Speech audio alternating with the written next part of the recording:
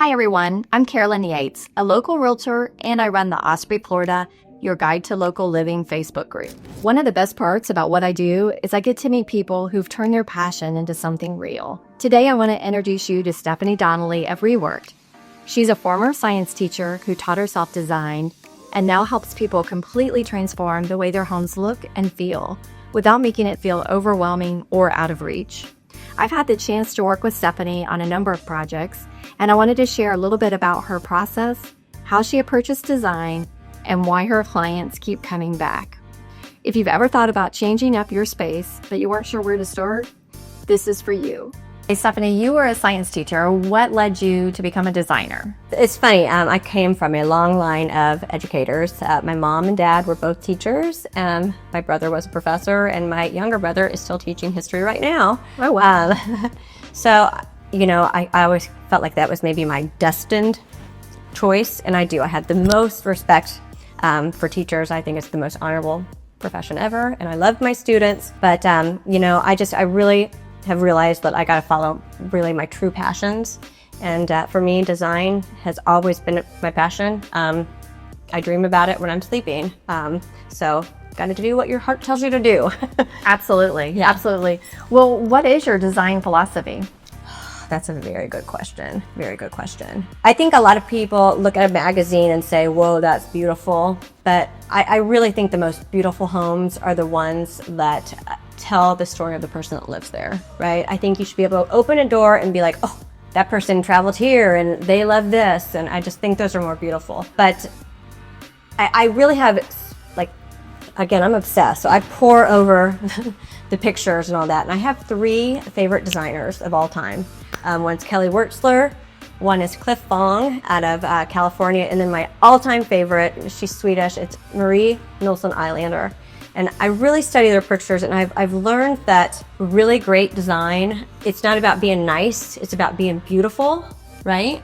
Are there any design rules? I think that it's all nice and good to say, oh, there are no design rules, everybody should have fun, and you should have fun. And you should never be stressed when designing. But yeah, at the end of the day, I really do think that there's design rules. I think scale is so important, and I think a lot of people get it wrong, and it really impacts the effectiveness of the space.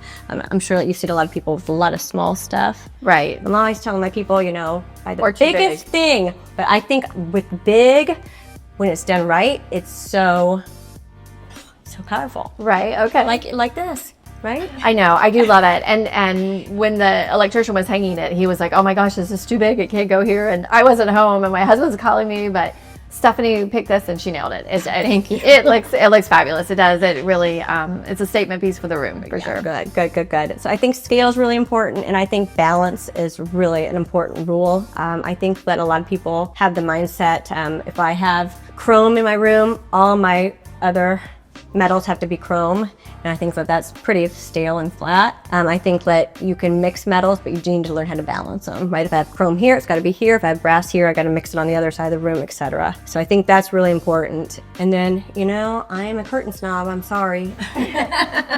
You know it. You've heard it from me. I know. You can walk into the most beautifully done space, but if the curtains are bad, and they're often, curtains are hard. There's like a whole profession just for curtains. If they're done poorly, it takes the space down like 20 notches. I don't do a lot of window treatments, but I did recently hang a curtain in this house, and I love it. Like it did a ripple fold. The ceiling mounted ripple fold. It changed the whole look, and I am obsessed with it actually, which is weird because I'm kind of a minimalist.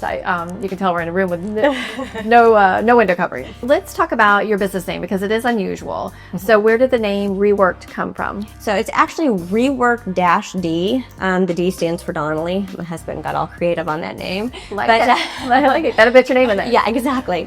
But rework is huge for me because I really am I'm anti-trends. I'm anti just throwing everything out. You know, I think that you should always try to rework what you already have because all rooms should have soul. Another rule maybe is that every single room should have something that is older than your grandpa. Even if the most modern rooms needs to have a piece of the past. Oh, wow. That's older than your grandfather? Yep. Oh, wow. Okay. So that means an antique over 100 for me. So you should always have the past in there. So I'm not sure. I'm not sure there is anything older than my grandfather, but okay. It would be like 120 something. Okay, we can find. Yeah, I don't know. But that's just kind of another philosophy. But yeah, so I like to rework what you already have. So in a way, I like to save my clients a lot of money, you know, because they might have an old dresser that they think is bad, and we might just take off the top and turn it into a bathroom vanity, or move it to a different spot and change out the knobs. Right. But I'm always for going to secondhand and consignment. Because you are, and you know where to go, and it is so fun to shop with Stephanie. If you have not done that, that is truly a treat. And I think some people get scared. They're like, oh my gosh, we're not going to go get used bedding. No, we're not going to go get used sheets. But the quality is so much better on these vintage pieces. Yeah. And you get them for a fraction of the price. Absolutely. And you get more interesting pieces. Oh yeah, nobody will have your house. Right. It should be the goal, right? I mean, have fun and make it your own. Absolutely. How would you describe your own design style? I'm eclectic. I'm a very, very organized maximalist. Yeah. I like stuff. Bring on the stuff. But I do think I'm curated. I'm not just bringing in all the junk from the curb. I really try to achieve balance. But I really think that, I hope that it's unexpected. That's how I describe it. And I just had a lady come and watch my dogs at my house, and she texted me when I was on vacation, and she goes, I just want to say, I hope that this doesn't offend you, but your house is like really, really, really wonderfully weird. I'm taking a lot of photos. I hope you don't mind. Oh, wow. And I'm like, oh my gosh, that's the best compliment ever. I love that. I love that. Yeah, and I'm dying to get a peek inside Stephanie's house. So, yes. I'm just gonna pop in, knock on the door. Absolutely. Well, I know from working with you that you do like color and you're passionate about it. And are there any colors or materials or trends that you're drawn to? I'm not a trend girl. I don't follow trends. I stick with stuff that you love, right? I will say one trend that I'm so excited is going away is the minimalist gray thing. I'm so glad I let that. I heard someone say that we've been living in a black and white movie for the last however many years, and I was like, that is so true, so true. Yeah, so I'm glad that that's going away. But there are things that are considered trends. I don't really see them as trends, but the color drenching that's going on that you're seeing a lot, I think it's stunning, and I'm glad that it's getting more exposure. And then right now you're seeing a lot of Zalige tiles. They're just like the man-made tiles. They originated in Morocco. But they're perfectly imperfect, right? And we're seeing a lot more of that, and they're a lot more affordable now. And so I'm loving seeing that trend.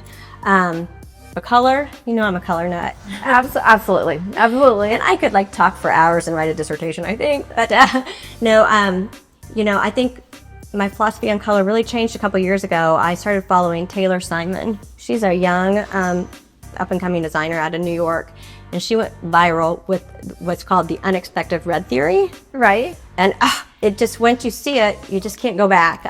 She was so brilliant at showing that every single room needed something unexpected in terms of color, and for her it was usually red. And so you just look at these pictures of like a blue bathroom with a red sink, and you're like, holy moly, it blows your mind like in the best way possible. Wow. So I'm having more fun with color than ever.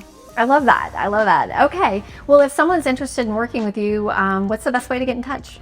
Well, I'm old school. So I really like the telephone the best. I have my Nashville cell, but I'm local. I'm here in Sarasota. I work from Naples all the way up to Anne Marie, but my cell phone is the best way to reach me. It's area code 615-624-0467. You can shoot me a text or call me. But again, I'm trying to stay up with the kids, and I do have a website. It's www.rework-d.com, and there is a link that you can contact me through my website. And she's on Instagram as well. I am. Yeah. So anyway, well, thank you so much, Stephanie. This has been a pleasure. I enjoyed it, and I learned a lot today. So anyway, thank you again. I'm so glad you had me. Thank you so much.